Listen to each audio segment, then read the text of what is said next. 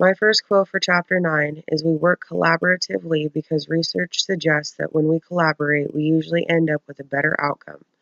The author explains that the reasons behind this is that the teams stimulate creativity, they make more information available, they remember more because they are actively involved, and they learn more about themselves through feedback provided by other team members.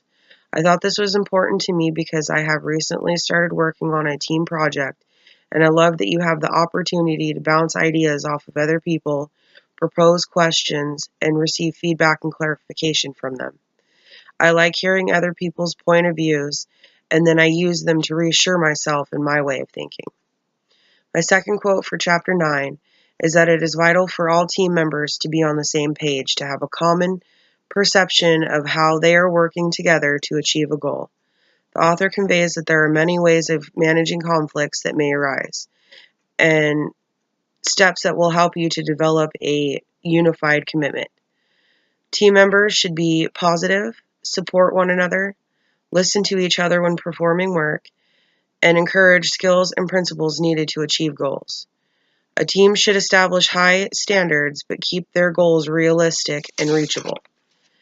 Teams need outside support to get the materials or information that is needed to perform their task. They also need to feel that they are being rewarded or recognized for their efforts by people outside of the team. I think this is relevant to me because they are important skills that all teams need in order to be successful. If you can't get along with your team and be in a like state of mind, there will be a lot of friction and conflict, and no work can get done.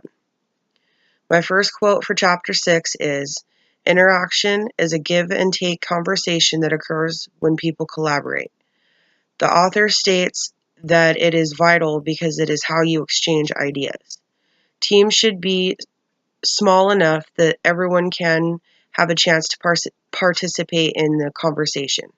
I thought this was important to me because I would rather be allowed to provide input from my point of view than just listening to someone else. I want to feel that I'm being involved and that I'm contributing in the conversation. I also agree that it is easier to collaborate with smaller groups than it is with larger ones.